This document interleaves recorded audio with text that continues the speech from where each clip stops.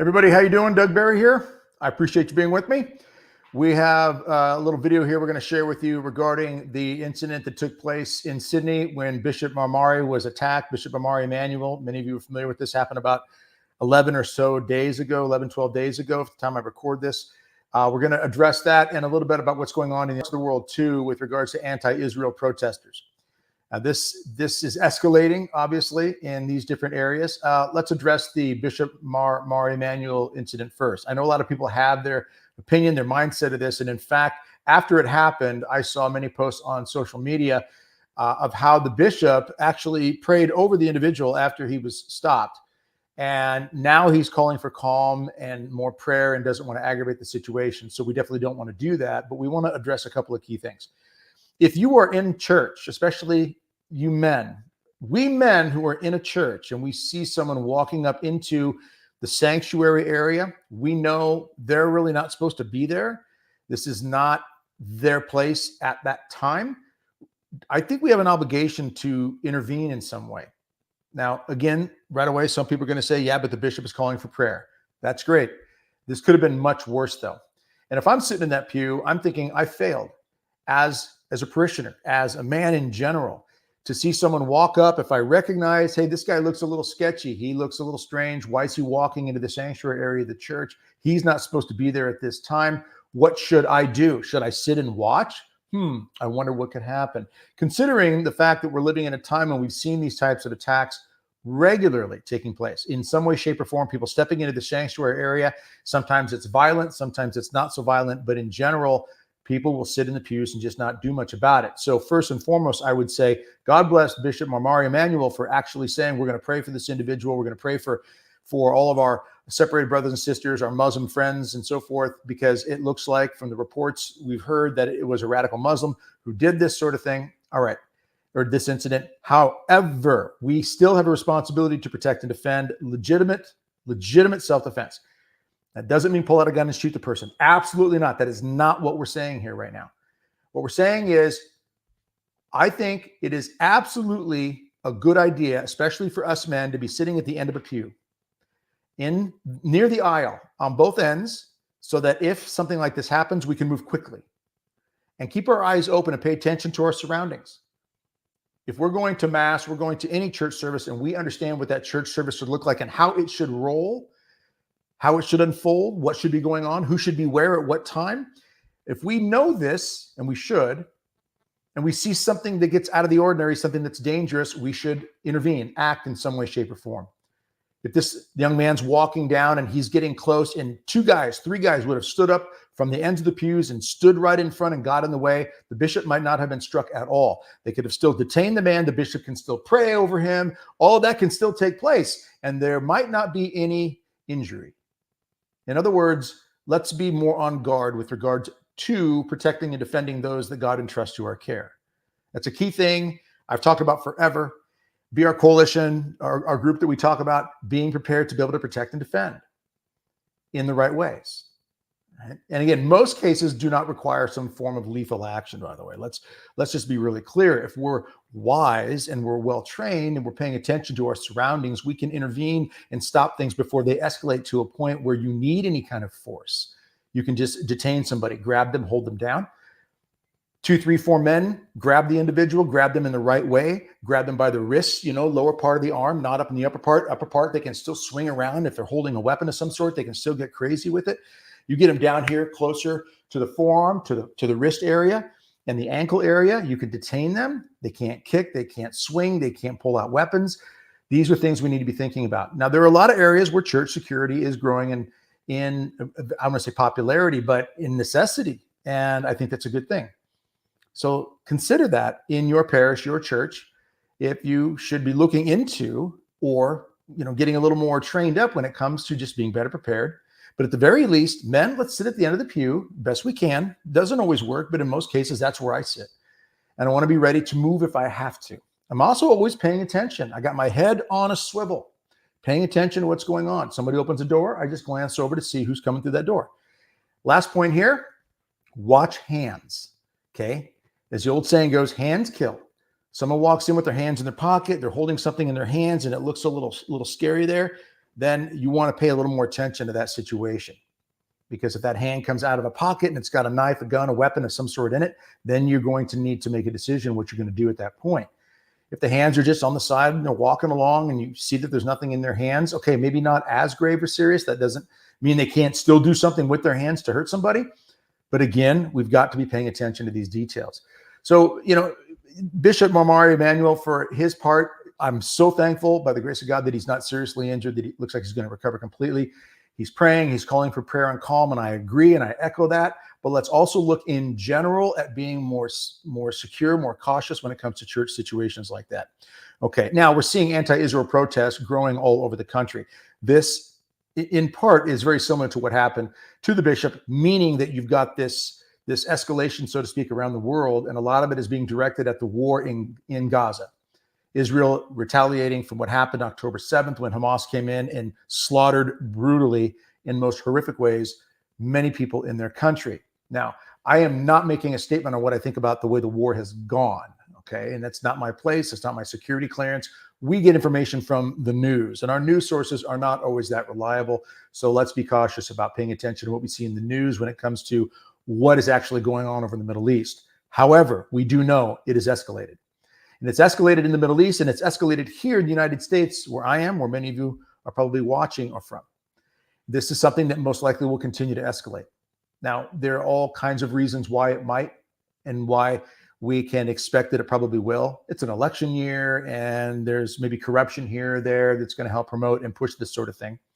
We've got multiple universities. Some are making the news. Not all of them are, by the way, very prominent in the news. Columbia out in New York, that has made the news a lot. Austin, Texas, I'm down here in the Texas area, that just came out in the news as well. And we've seen others as well in Ohio, USC out in California, and so forth, where it's become more violent. We need to be better prepared for these things. Now, before I go any further, I want to encourage you, see that link on the bottom of the screen. We have a link in the description. Click the link, go on out, brcoalition.com/membership. Right now, we have this open. We're offering 7-day free trial. Now, this is a free trial. Sign up and learn multiple things you can do, body, mind, and soul, to be better prepared for what's going on. We talk about the self-defense. We talk about preparedness, such as food, water, shelter, defense, and medical. 5 key categories that we all need every day. Click that link in the description, brcoalition.com. Go out, sign up, 7-day free trial. It's actually going to last into the very beginning of May. So we've got several days, just over a week or so here left, where we're running this special. Look, I'm not trying to sound like I'm just trying to be a salesman here, but we have got to take the steps we can to be better prepared. If you sign up for the 7-day free trial, get a ton of information in 7 days. And even if you cancel at that point and don't pay a penny, you're going to get a lot of great information. There is nothing here that is any kind of a loophole or strings attached sort of gimmick. I want you to go out and get better prepared. We need to be paying attention to the signs of the times and what's going on around us.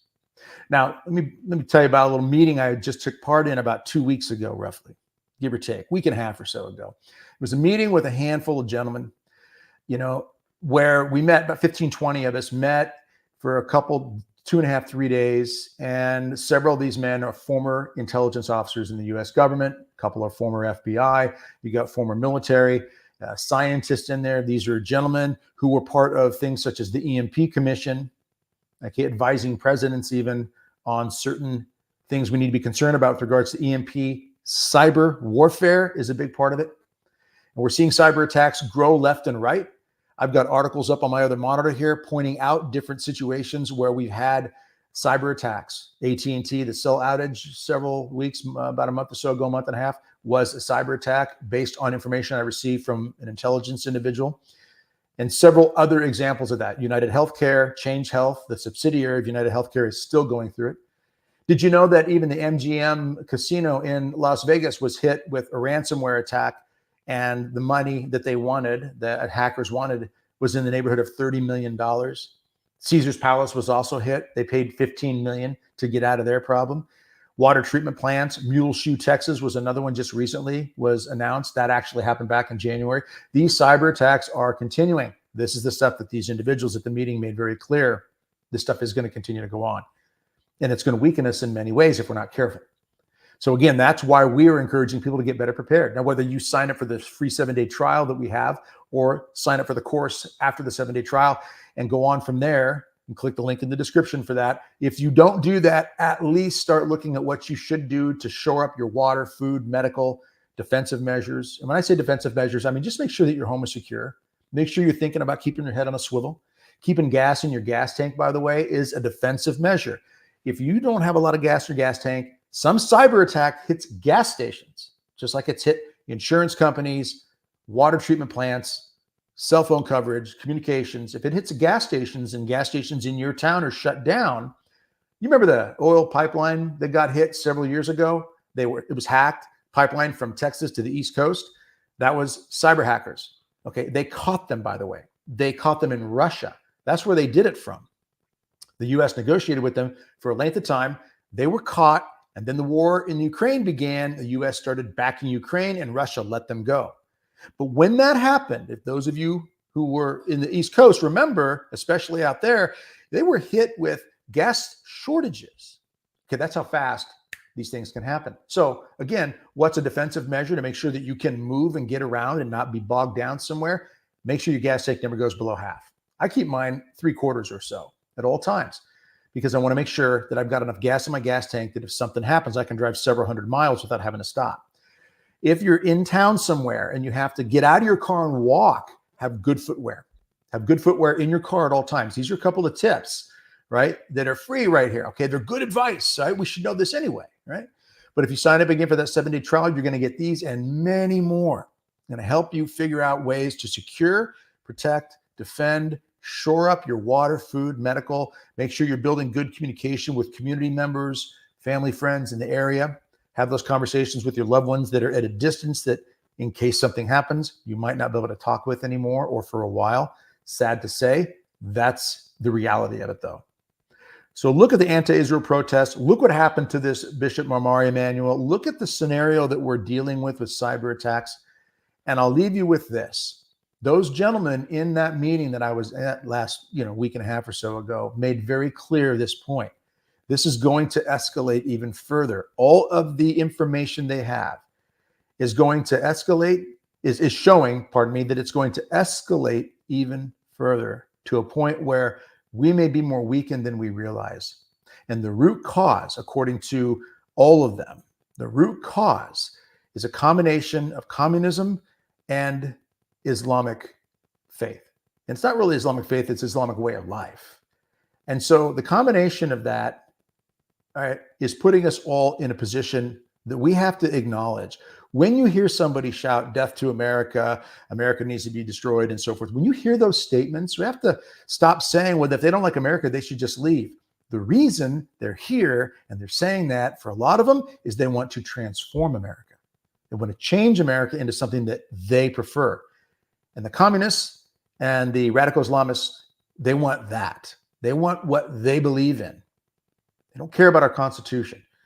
These are tough things sometimes to accept, tough realities to swallow, but they are staring us in the face, and we're hearing it from them themselves.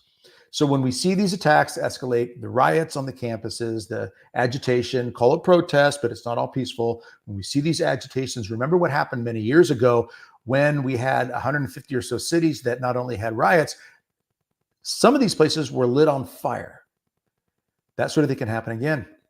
So we are wiser if we take the steps to be better prepared, body, mind, and soul. So I'll leave you with that. Go on out again, click that link in the description, brcoalition.com/membership. It's in the description. 7-day free trial. Get yourself signed up, learn a lot of great information. All right. And then you don't have to go on with it from there. If you want to sign up and go from there, it's an amazing price and it's an amazing deal. And there's tremendous information in there that constantly feeds our knowledge and our spirituality, make us emotionally, psychologically, spiritually, and naturally stronger. So we can be better prepared to provide the grace of God in this world, God's grace working through us, rather, into this world. All right. So let's all be part of that. Okay. brcoalition.com/membership. I hope you'll go out there, check it out, sign up for that 7-day free trial from now until the first part of May. And please keep your head on a swivel. Pay attention to your surroundings at all times. And let's be instruments in God's hand to bring peace and truth and goodness and holiness in this world. All right. God bless and strengthen you. I look forward to seeing you all again soon. Take care.